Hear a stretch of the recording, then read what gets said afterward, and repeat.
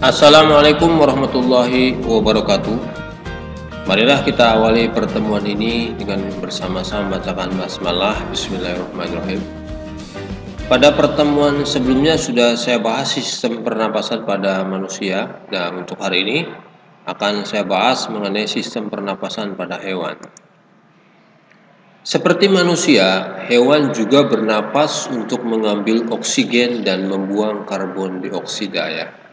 Jadi sama ya, jadi pada bernapas pada manusia maupun hewan yaitu menghirup oksigen dan membuang karbon dioksida.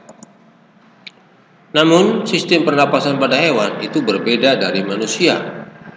Bahkan sistem pernapasan pada hewan pun berbeda-beda sesuai jenisnya. Berikut sistem pernapasan pada beberapa jenis hewan ya. Yang pertama kita akan bahas alat dan sistem pernapasan pada cacing tanah, vermes ya. Cacing itu tidak mempunyai alat pernapasan khusus.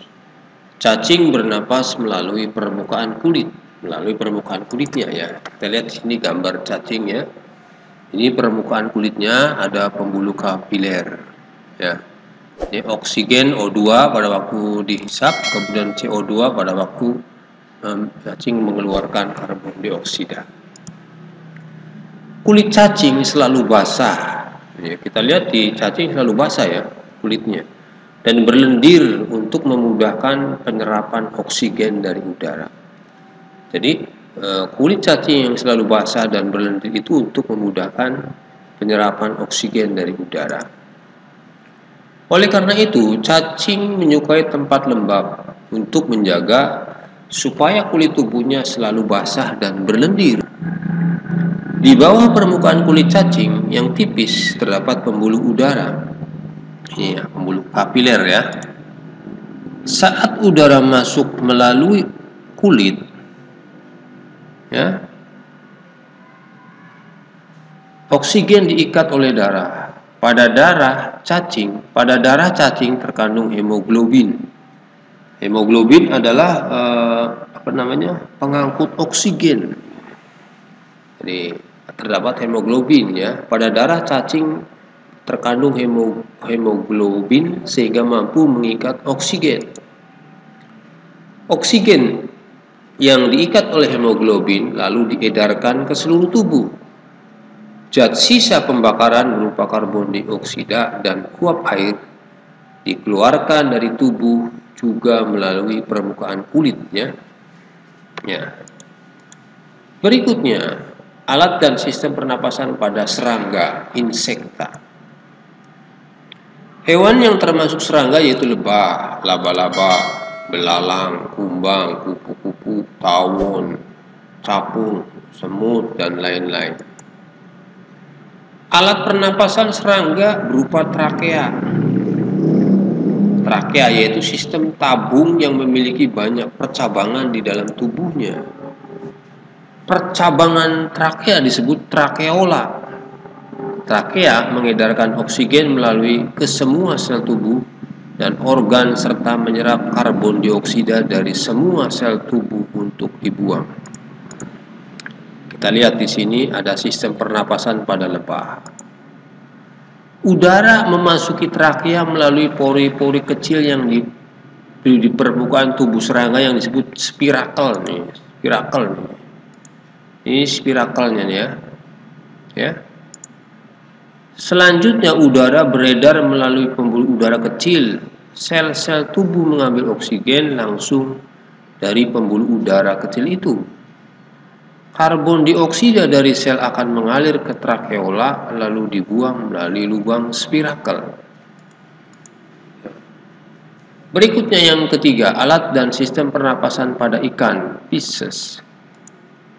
Kita lihat di sini gambar ilustrasinya. Ya. Kita lihat keterangannya. Semua makhluk hidup termasuk ikan termasuk makhluk hidup ya, memerlukan oksigen supaya tetap hidup. Pengambilan oksigen ini melalui proses pernapasan yang melibatkan organ pernapasan. Nah, ikan itu bernapas dengan organ khusus mirip saringan yang disebut insang. Insang berbentuk lembaran tipis berwarna merah muda dan selalu lembab. Ini insang ya. Insang berbentuk lembaran tipis berwarna merah muda dan selalu lembab. Tidak pernah kering ya. Nah, kita lihat keterangan berikut. Insang terdapat tepat di belakang rongga mulut pada kedua sisi kepala ikan. Pada kedua sisi kepala ikan di sini, sebelah kanan dan sebelah kiri. Di belakang rongga mulut pada kedua sisi kepala ikan. Biasanya insang dilindungi oleh selaput atau rangka yang disebut tutup insang, operculum. Di balik tutup insang ini terdapat 4 deret insang yang saling tumpang tindih. Ini operculum ya. Operculum adalah biasanya insang dilindungi oleh selaput atau rangka yang disebut tutup insang atau operculum. Ya di sini ya, menutupi insang. Ini ada operculum. Nah, pada insang terdapat pembuluh darah halus. Pembuluh darah ini nih. Kita lihat, kita ambil salah satu insangnya. Di sini ada terdapat pembuluh darah halus ya. Pembuluh darah itu dapat menyerap oksigen yang terkandung dalam air dan melepaskan karbon dioksida dari darah. Insang juga berfungsi sebagai alat pengeluaran garam-garam dan sebagai penyaring makanan. Ini ada pembuluh darahnya ya pada insang. Kita lihat penjelasan berikutnya. Untuk memperoleh cukup oksigen, mulut ikan dan insang bekerja bersama-sama seperti pompa isap air. Pertama-tama tutup insang menutup.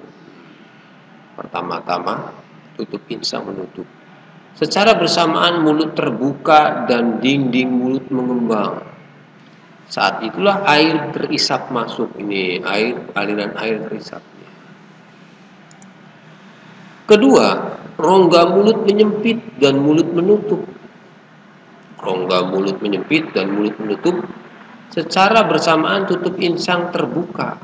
Jadi pada saat mulut menyempit dan rongga mulut menyempit dan mulut menutup, secara bersamaan tutup insang terbuka.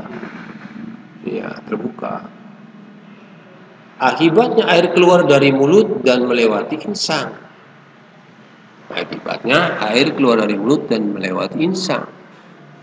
Saat itulah oksigen dari dalam air terserap dan karbon dioksida dikeluarkan.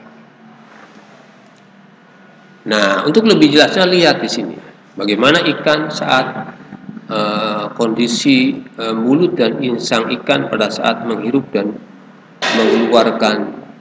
oksigen dan mengeluarkan karbon dioksida. Pada gambar di samping kanan ditunjukkan saat pernapasan dimulai. Mulut ikan membuka, ini membuka ya. Dan rongga mulut mengembang membesar untuk menghisap air. Ini. Gambar anak panah biru menunjukkan aliran air masuk ke dalam rongga mulut. Ini aliran air masuk ke rongga mulut. Jadi di dalam airnya di sini kan terdapat oksigennya, berarti sama juga saat proses menghirup oksigen ya. Nah, gambar sebelah kanan menunjukkan saat berikutnya mulut ikan menutup. Ini mulut ikan menutup dan tutup insang membuka. Jadi kalau mulut ikan menutup, tutup insangnya membuka. Pada saat mulut ikan itu terbuka, tutup insangnya tertutup. Tutup insangnya tertutup sini, menutup ya. Gerakan mulut ikan dan tutup insang itu secara bersama memompa air keluar dari rongga insang. Anak panah biru menunjukkan aliran air keluar melalui insang. Seperti ini. Ya, inilah terjadinya proses sistem pernapasan pada ikan seperti ini. Ya. Demikian beberapa penjelasan untuk sementara yang bisa saya jelaskan sistem pernapasan pada cacing, kemudian pada insekta, hewan serangga, dan kemudian yang ketiga sistem pernapasan pada ikan. Untuk pertemuan berikutnya akan saya jelaskan sistem pernapasan pada hewan yang lainnya. Demikian yang bisa saya sampaikan, kurang lebihnya mohon maaf. Assalamualaikum warahmatullahi wabarakatuh.